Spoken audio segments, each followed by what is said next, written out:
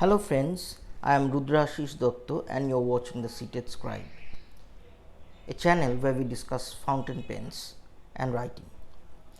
Today's episode would have a presentation with a difference, since we will be looking at a special category of fountain pen, a reissued version of the original and iconic Parker 51, first produced in 1941.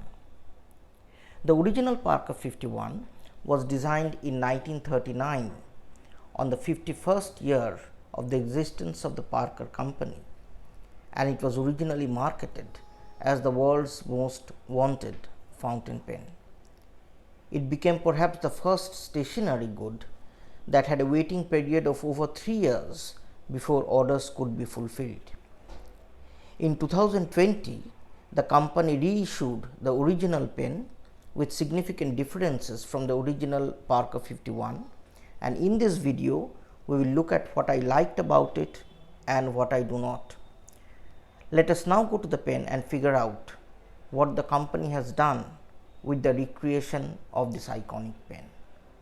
Well, the Parker 51 has come in a cardboard jacket like this, which is otherwise white and plain except for this end where they have put in a price and the specific pen type, black chrome trim with medium sized nib, and there is some manufacturing and import information sticker on this white cardboard. So let me put out this jacket, and this is the box. The box is slightly biggish, but nevertheless it is the characteristic Parker, which contains the seal and declaration of the royal warrant, which Parker usually enjoys in the English monarchy. So we open this box to get a pen and a cartridge. So there are no converters supplied by Parker, and this is pretty surprising. And let me see what the box has. The box has some paperwork, which is the typical maintenance manual folded neatly. And so this is the box. Let me keep it aside and look at the pen. We have a branding cum price sticker. Let me put it away. Let me put the cartridge away, and this is the pen. This is the recreated Parker 51. So let me look at the cap first. The cap section is typically and characteristically Parker. It contains a tapering metal appointment fitted with tiny gaps with the cap. There is a clip which is not spring loaded but fairly stiff, pleasantly stiff I would say, and they have this polished steel band over which we have the inscription of the symbol of Parker followed by Parker, and at the other end we have, yes, so it is France followed by the dating code which Parker has been adopting. Now this dating code is unique and significant to most Parker pens. In fact, these dating codes are repeated every decade, and the year of manufacture corresponds with the letters of the words quality pens. So like if, as in this case, the first letter is Q, it means this is manufactured in the decade where the year ends with a 0. So clearly it is manufactured in the year 2020. If it is 2021, this Q will give way to U, of quality, right?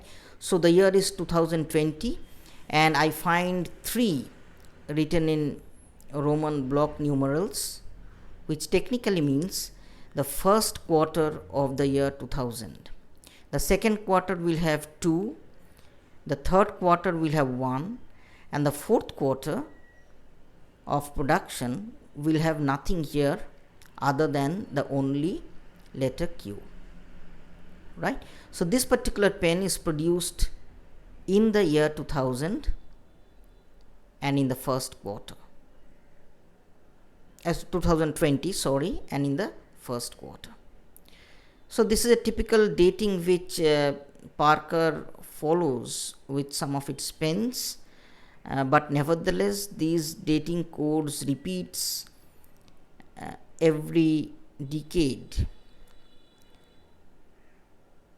So like 2020 first quarter, 2030 first quarter will also have a similar code like this, and it goes on in this way. So as such, it doesn't mean anything if a pen is to last for 30 or 40 years, but nevertheless this is a typical dating code which Parker often adopts with some of the pens. Now Parker claims that the Parker 51 recreated version is handcrafted to the best extent possible, and the barrel section is precious resin, which is nothing but plastic. Now let me open the pen. The pen opens in a little more than 1.5 rotations of this threaded section, and this is plastic. This is plastic. The other end of the barrel is rounded, polished, and it has no marks of injection molding, so which is good.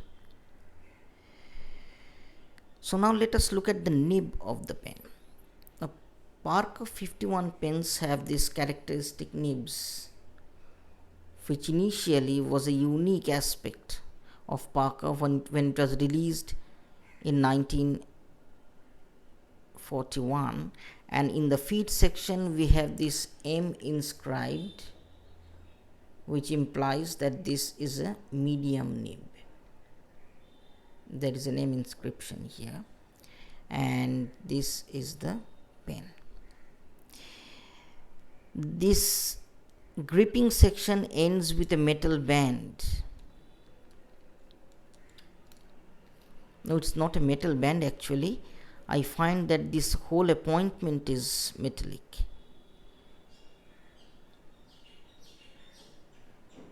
Oh, I find a Parker converter given, though the original content does not speak of a converter.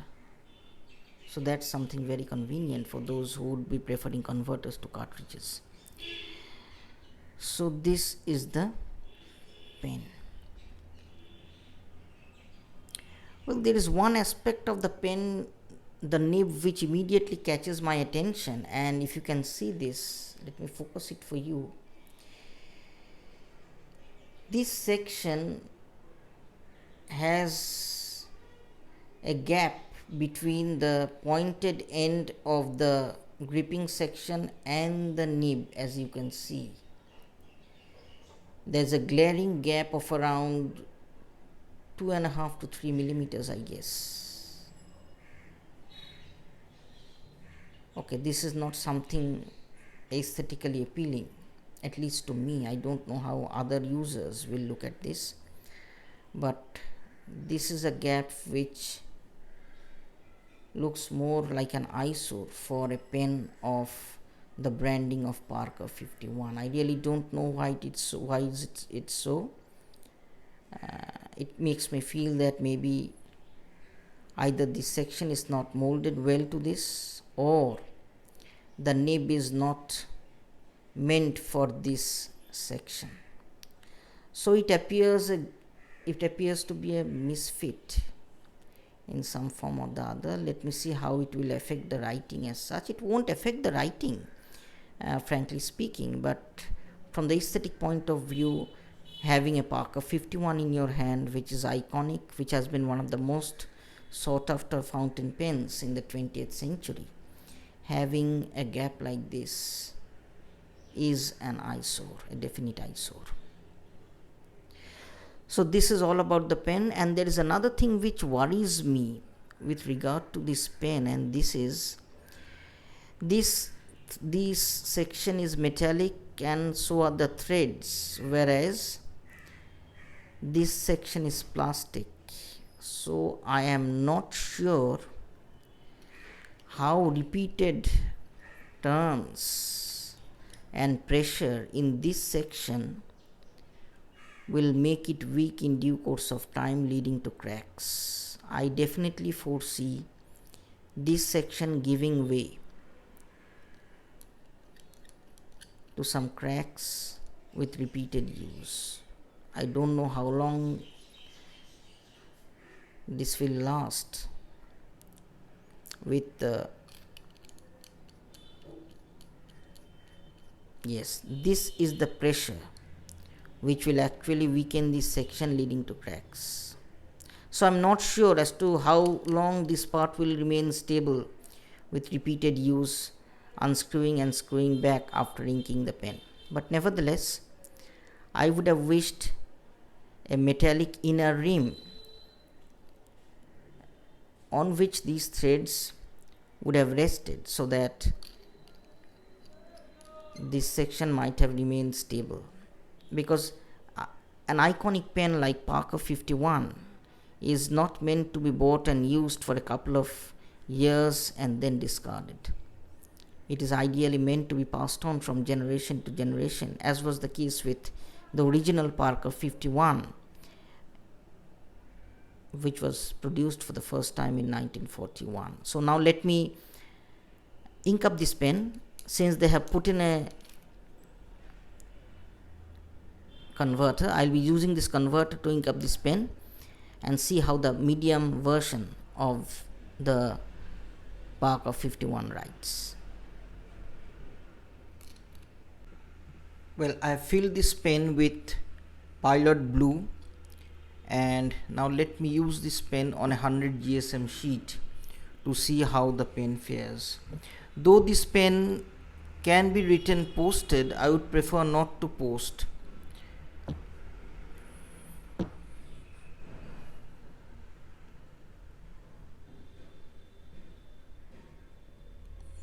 This medium nib is a wet writer.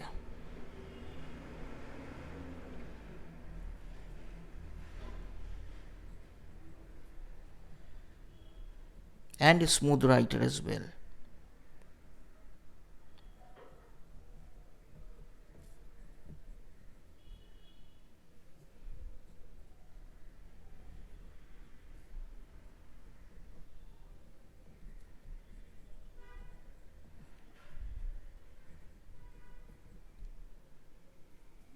There is a slight feedback, but it's a reassuring feedback. It's not a bothersome feedback.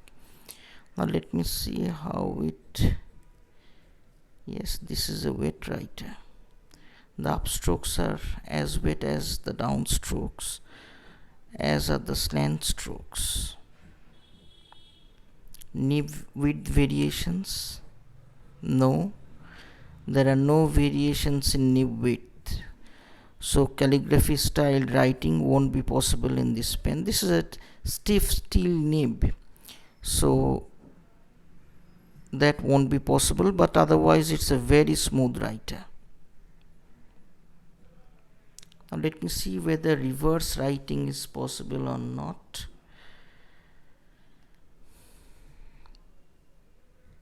Oh yes, it's possible, and it's again very wet.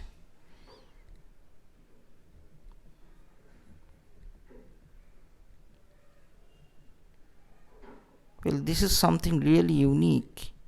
A wet reverse writer is something which we don't usually find in the world of fountain pens, and we will see why it is so wet.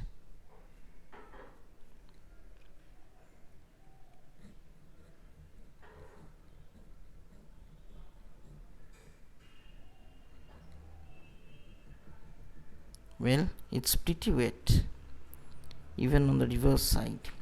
So the fact that Parker 51 in its remade version allows for reverse writing is because of the tip of the nib. Let me see if I can focus it for you.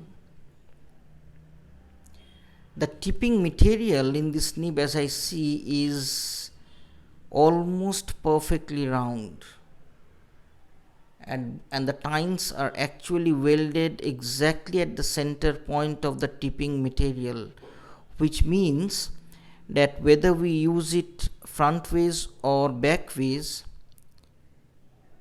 the pen would write smoothly with equal felicity. This is something which we usually do not find in fountain pens. So in this context, Parker 51 is a rare writer because it allows for reverse writing, though we don't actually use pens in the reverse. But the fact that a pen allows for reverse writing speaks of the position of the tipping material on the tines of the nib, and yes, it is welded right at the center of the round tipping material.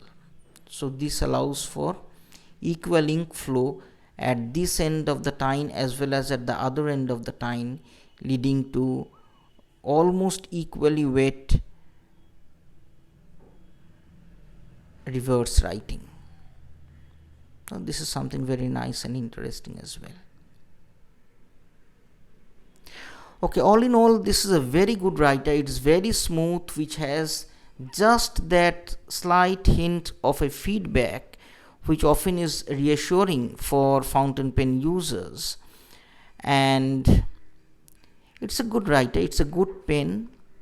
I'm not sure whether users will agree that this pen is overpriced, but nevertheless, this is a pen which can be cherished, except for this gap, which I've already said immediately puts off a user aesthetically. I really don't know why Parker insisted and persisted with this gap, but nevertheless, this is Parker 51 in its remade version for you. I hope you like this review. Please pass on this review in case